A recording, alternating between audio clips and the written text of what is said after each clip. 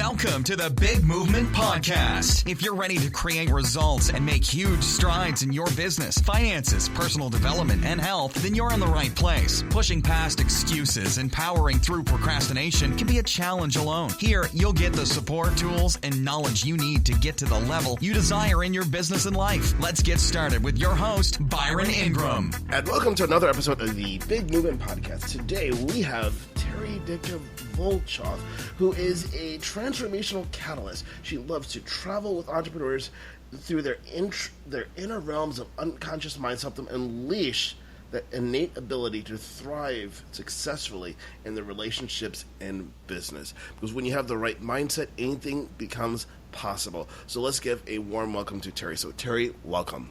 I am so excited to be here, Byron. Thank you. Oh, you're welcome. So tell us a little bit, how did you become a mindset coach? Because you hear of people being business coaches, like life coaches, but then a mindset coach. It's very specific.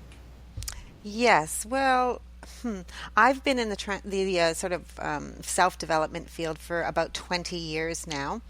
And so I was sort of into, some skill sets, definitely, like how to have successful relationships. There's definitely skill set there, and, do's and don'ts and all of that. And then I got into meditation and teaching classes in that as well. And then I became very sick. And because I knew I created my own reality, and this is sort of what I was teaching people, I was really, blindsided. And I was so sick I couldn't walk. And the doctors wrote me off and said, that's it for you. And so it was sort of, I guess, what they call the dark night of the soul. So I had to search deeper. And I started searching deeper into mindset work and trying to find out what it was that caused this illness and how to reverse it, because I didn't want to lose everything that I had. And since I couldn't walk, I Googled a lot, searching for cures and all of that. So what I found out was that, it's our unconscious mind that really creates our life. So it's not really our deliberate conscious thoughts that we create, but the unconscious thoughts. So those are the thoughts and feelings and ideas and decisions that we have in our mind that are unconscious to us, which means we're unaware of them. So I found, people to help me go back into my unconscious mind, those thoughts that I was unaware of, and find out how I got sick, and then, get unsick. And I did that. So now I help other people, with any blocks that they have in their life to, get unblocked and create the life that they consciously want. Oh, that's incredible. So when you first went through that process of unlocking the unconscious mind there, what was it that you ultimately discovered that resulted in the illness that resulted in you not walking? And how did you get past that? Because when so many times people think, oh, no way, my unconscious mind, how could that possibly be impacting me? But that was something profound you had to go through. It was, and I have to say, it wasn't just one session. There were many things I discovered, and I think the first thing I discovered was that really, even though I had done all of this work, that there was a part of me that I kept pushing away that felt very powerless. And, these things happen, through our lives. Either kind of we inherit things through our ancestors or through our parents and experiences. So I had many experiences in my childhood where I did feel powerless. And so that was one of the things. Another thing I found was that one of the quickest way for children, and we'll always be our parents' children, we'll always be the little one, they'll always be the big one, no matter what our age is, and even if our parents are here or not, is that we, as their children, one of the quickest ways to achieve or get our parents' love is to be just like them. So, of course, we do this unconsciously, and my mother has been sick for 20 years. So it's sort of like, Mom, do you see me now? I'm just like you. Yes. And, I've always resisted my mother's illness because I was the positive thinker, right? And always trying to help her. And so we had this resistance in our relationship. And, your unconscious mind doesn't know the difference between you rejecting your mother or your father than you rejecting yourself. So it's sort of like, I'm resisting my mother. You got to do this. I don't like this about you. It's more, your mind really just thinks, well, you have to change this. I don't like this about you. You're really kind of talking to yourself. So those are the messages that you're sending to yourself. So those were a couple of big ones that I found and came to terms with. Okay. And then once you started coming to terms with those things, how did your recovery start taking place? So when we don't have these unconscious blocks anymore, there are things, opportunity is always around us. It's everywhere. But we can't see it when we have these unconscious blocks. So things came to me that I needed. For example, one of the things that I was lacking in my body came to me. I had to restore my ecosystem in my body. So that came to me. So it was all of these sort of remedies started coming to me, whereas before I couldn't find them. I'd been searching for quite a few years, actually, and trying different things. But when I started working on my mind, the right remedies came to me as well. Oh, excellent.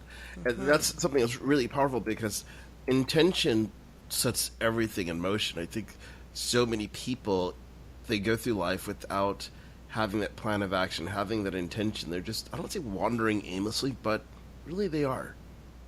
They are. And, one of the other things that really come to mind right now is, we really have to listen to ourselves. And, that powerlessness that I had, there were other parts of me that weren't powerless. So we kind of get divided into these parts. So once we do the mindset work, we come together as one.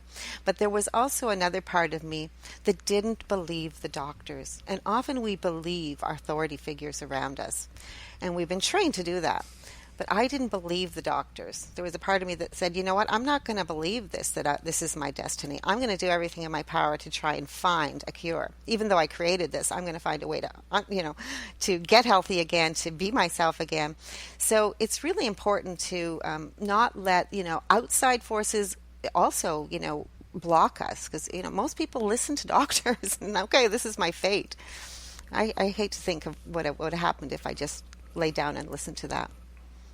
Right. And you mentioned that, and you think about how many times people, they're diagnosed with an illness, and they just accept that's their new reality, and do nothing about it, instead of deciding, who is this person to decide how they're going to live, how long they're going to live, what they're capable of. Absolutely. And, that's, I think, one of the real messages I also want to get out there to the public, don't let other people, decide your fate. There's always an answer, I think, to every problem. We just have to be determined to find it. Exactly. There's always an answer. It's just a matter of what steps you do. You put in motion so you can find it. Because sometimes the answer, it's not necessarily right in front of our faces. We have to go on a journey in order to discover it, or just to attract it into our lives. Yeah, and it was a long journey, but it was worth it. But even if it was a long journey, it was something that's worth it. You think about what you're able to do today, that if you would have accepted what the doctor said to you, would you be able to do those things that you're enjoying now? Absolutely not. I couldn't walk and stand for more than 5 minutes. So that alone, is a big thing. I got my mobility back. I got my, my power back. I got my whole life back and more. Oh, no, that's incredible. So when you're working with clients and helping them, what's that first thing when it comes to mindset that so many people, they have to work through? Because if someone's never done anything in terms of improving their mindset, what's that first block they have to overcome? Well, I would say it's actually to acknowledge how you really feel. So when we don't acknowledge what we really feel, which is, oftentimes people feel fear and anxiety and doubt and shame and all kinds of things. I think as a society, we've been trained to kind of like, you'll be okay, like, chin up, buck up. We even teach our children this. But if we were to acknowledge what we actually feel and feel it, it will actually go away. So it's that acknowledgement and feeling what we feel that allows it to be released.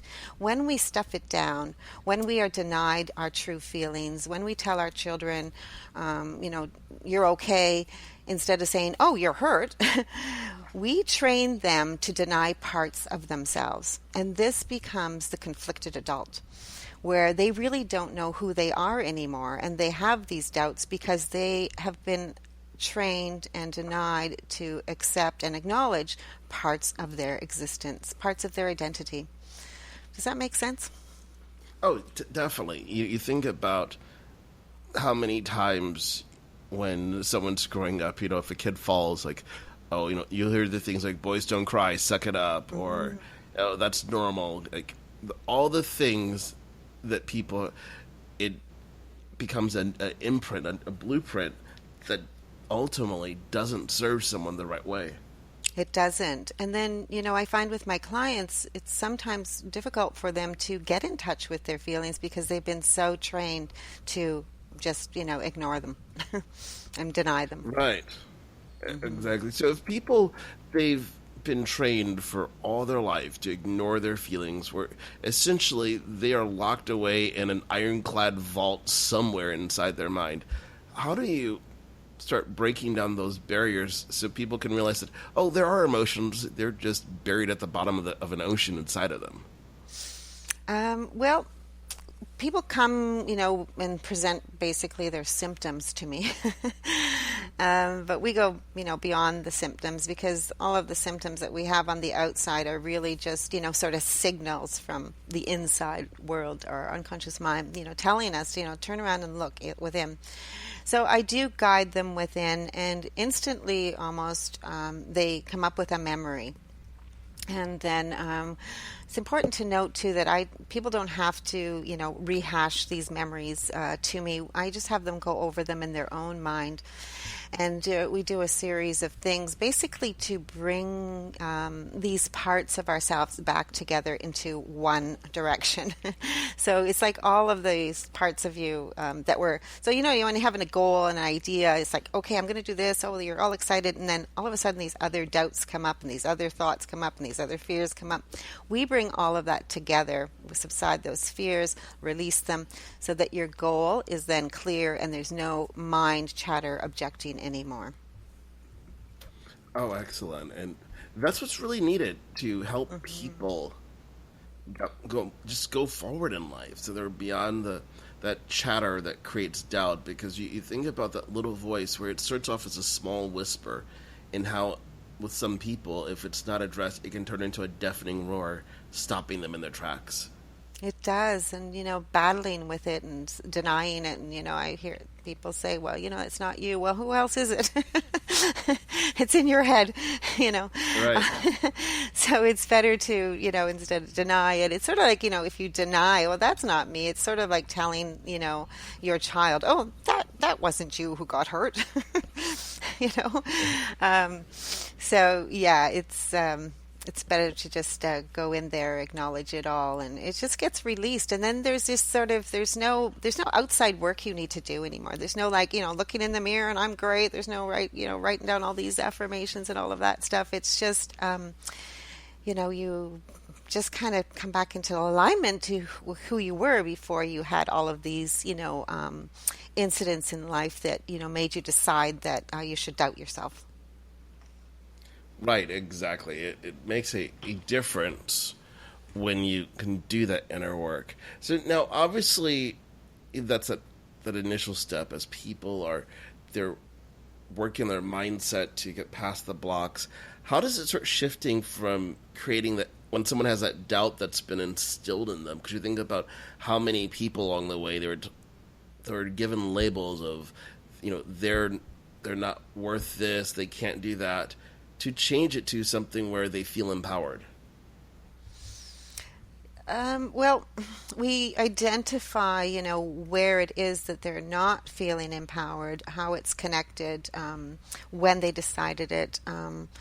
And we bring that into the awareness. So it's not in their awareness; it's in the subconscious. We bring it into the awareness. Often that's enough for people to kind of even laugh and say, "Oh my goodness," But we also make sure that if there's any unresolved feelings and emotions, that they are allowed to express them. So they just sort of, I encourage people to just feel them as deeply as they can.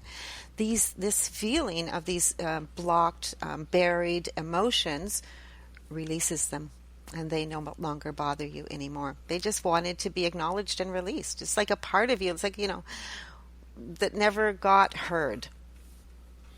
Now, how does acknowledge them disempower them? Because if you think of, let's say, the average person that's out there, they might think, what? Just recognizing it and it's all good? Okay. So what's the powerful aspect about embracing that? Well, say, for example, you have a subconscious belief, so it means you're really not aware of it, that you're not important. And maybe that belief came from the first time when you were 2 years old and, your mother was on the phone or your father and you said, look at this. You were all excited and they were like, go away. I'm busy right now. Can't you see I'm busy? And right then and there, you had this excitement and you decided that I'm really not that important and neither are my ideas. From that moment on, you found proof that that was true. Because this was now locked in your subconscious, you had this sort of these emotions that were unmet, these expectations that were unmet. That's now in your subconscious. So now the subconscious mind, which rules your life about 85 to 95% of the time, it kind of sends out this signal like, this is true. So, and so this is what is attracting things in your life. It's these unconscious signals that I'm not important. And then you go to school, and a year later or whatever, and, a teacher, or somebody laughs at you in class and, once again, I'm not important. And you just continue to find proof that this is true in your life. So this is why it's important to acknowledge that, yes, my ideas were important. And yes, I finally do feel like I have a voice and I am important and I can use my voice and I can use it to, create the things I want in my life. Oh, excellent. And I think that's so important for people to understand that while there's different things in their life that it might have been something as a small act that didn't have any ill intention or intent associated with it, but without it being addressed, it compounded into something that dramatically has an impact on someone's life much later. Just to use that example. Absolutely, that is how it works. And our mind as a child, like these beliefs are formed from the womb to about 6 years old, and then from there they're kind of just compounded. But we don't have a reasoning capacity as a child. So it's kind of a flaw in our human system, but we figured out a way to, fix the flaw years later. So we just, compound these ideas. We have no reasoning capacity, and that's why we have parents, hopefully, to help us reason. But the best well-intentioned parents, it just happens sometimes in life that this is what happens to us, most of us, that we have these erroneous ideas and decisions we made as children. Right. So obviously, then it's extremely important for parents to think about their actions and how they interact with their child, because those imprints will affect them throughout their life. What are some suggestions for parents out there who are listening that can help them make the right decisions, the right choices, so they don't inadvertently put the wrong imprint on their children? I'm really glad you asked this because it's really important. And it just comes down to, again, acknowledging your children. And instead of trying to fix our children all the time, this is what we do, and it just seems to be a natural reflex. We, try to make them feel better. and fix things for them and solve their problems for them. But even a child who comes home from, school, or even a child who is just a 3-year-old who's angry, you can hand the child a piece of paper and say, show me on this paper how angry you are. So instead of trying to cheer them up or, deny, oh, you shouldn't be angry. Oh, look at this naughty child, how angry you are. Give them a piece of paper and say, show me how angry you are. That child will probably grab the paper, tear it up, or write something on it. And then, you know what? The most miraculous thing happens. They're not angry anymore. So you see, you're teaching them to resolve their own inner emotions, and also to have them. When a child comes home and they're angry that they... somebody mistreated them at school, this boy said that. Just say, rather than try to solve the problem again, just say to your child, oh, I can see that you're really upset about what Bobby said. So again, you acknowledge the child, and then, you allow them to speak and talk it through. Yeah, they really upset me. Yes, I'm mad about that, and just express those emotions. And they will come up with their own ideas often to resolve these problems. So we teach them how to solve their own problems, how to express their emotions. And then what happens when we're adults? We go out in the world and we're successful because we know how to express ourselves. We know how to solve our own problems. And we, there's nothing holding us back anymore. Right, and that is in itself is extremely powerful, because you look at how many adults now, they've been, I don't want to say coddled, but they were coddled. They're always given the solution, so they never truly develop problem-solving skills, and now they're put in a situation to solve a problem, and they're stuck.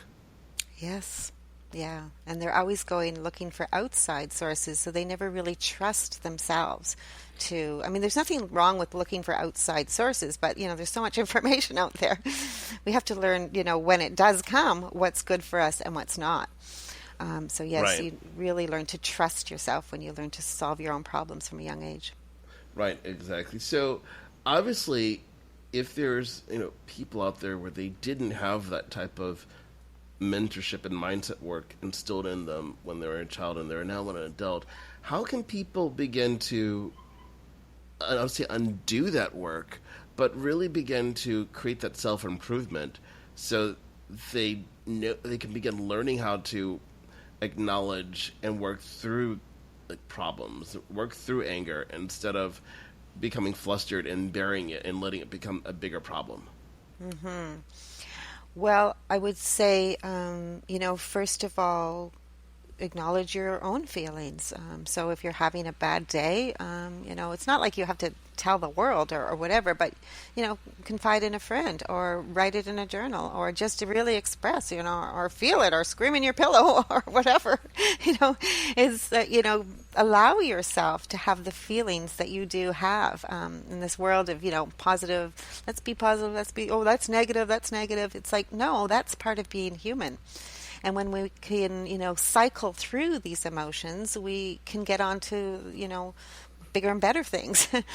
So that would be step one. And then if your issues are, maybe deeper and more complex, and the older you get, the sort of stronger hold they have on you, then maybe you need somebody to guide you through this and go into the subconscious mind with you and release these things, help you release these things with you. You do the work, actually. I just guide. Right.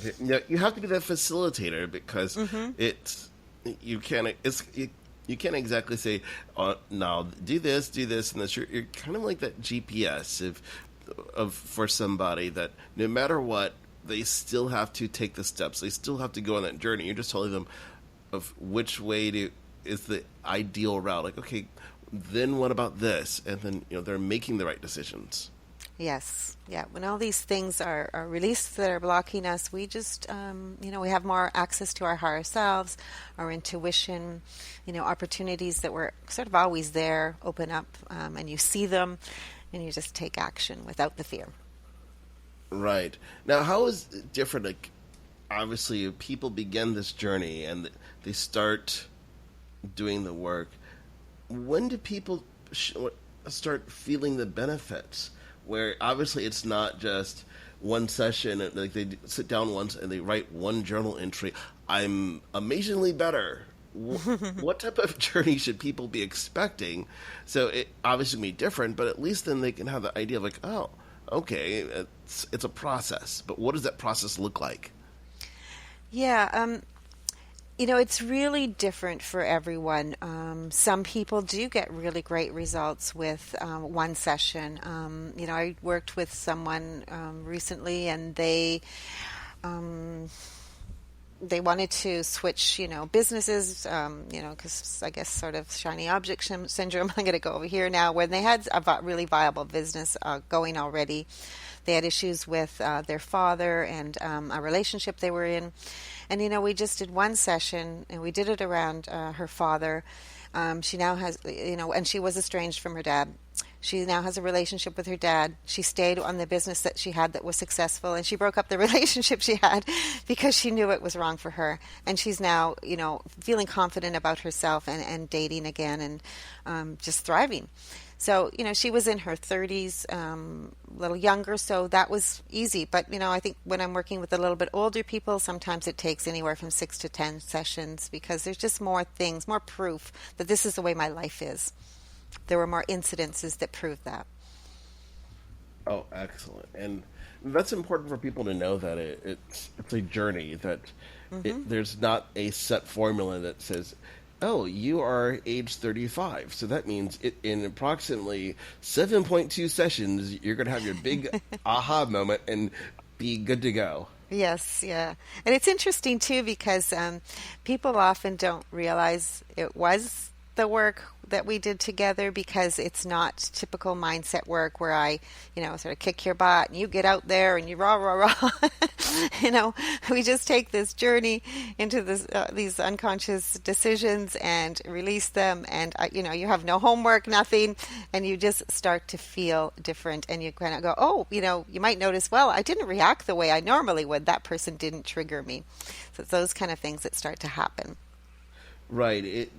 You can liken the work that you're doing to, let's just say, something like one particular nutritional supplement someone's taking, where they make one change in their diet. So let's say they go from eating just your regular produce to something that's from a farmer's market instead.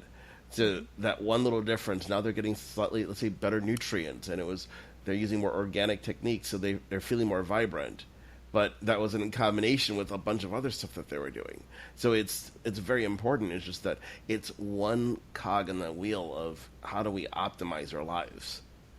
Yes, that's right. And I kind of always, I use that analogy myself. It's like a cog in the wheel, and it starts ticking in the right direction. It starts moving in that right direction until it flows around.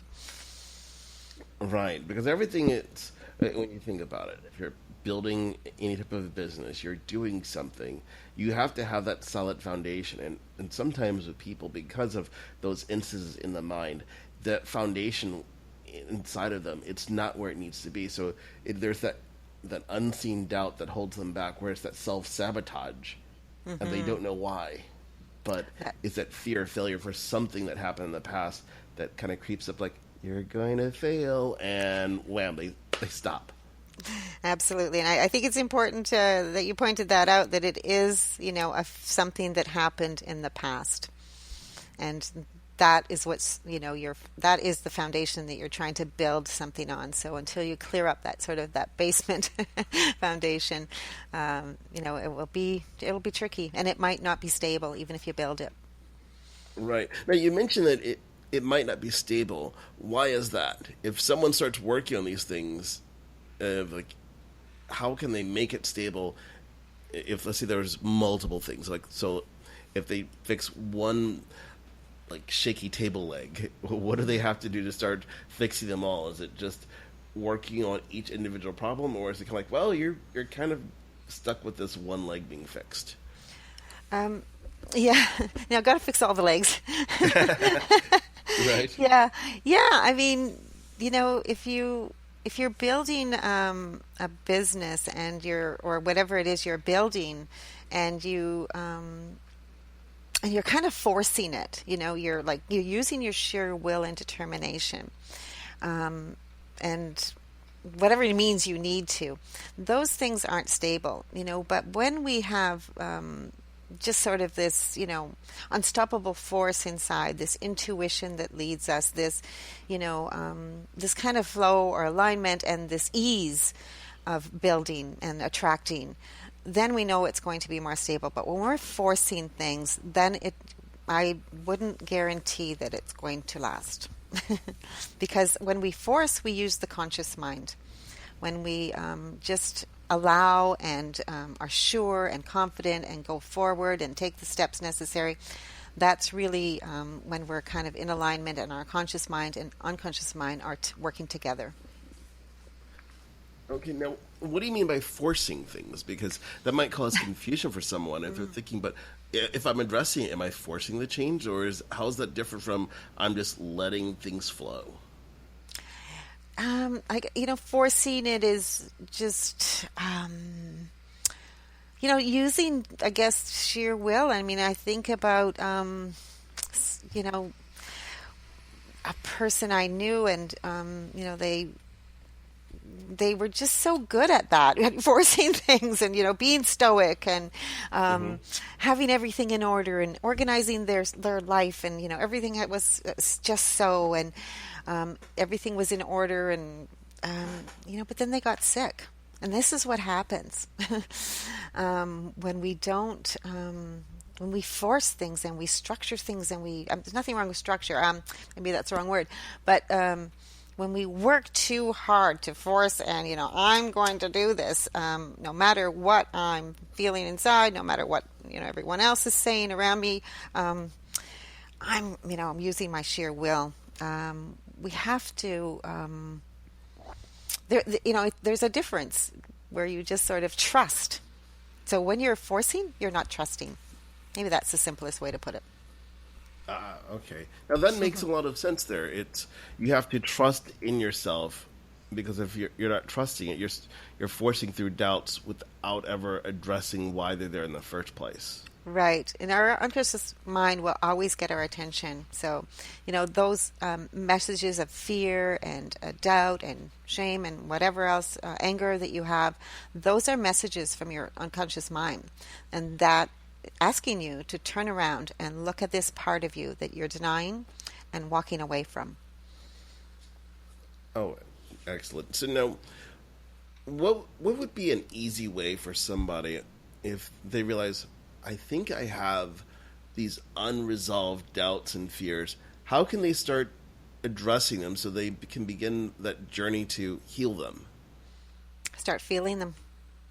Just really sit with them in quiet yourself, quiet the mind, shut your eyes, because, you want to take out as many distractions as you can, outer distractions, turn off the phone, and really just start feeling them. And it's better when they're triggered.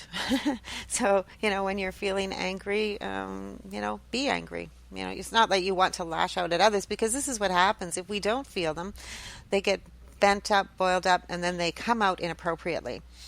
So if you just feel them when you have them, and not to lash out at others, but just feel them in yourself, like, ooh, this is really frustrating me. I'm angry, scream in your pillow, whatever it is, and release it. Oh, excellent. I think that's just a very powerful thing that people have to do, is start becoming aware of how they're feeling, because sometimes people, they just don't know, or it goes back down to people have been taught to ignore it, so they subconsciously just don't recognize it. Like, I'm angry, but they're not. Yeah. Even though they could start a forest fire with how angry they are.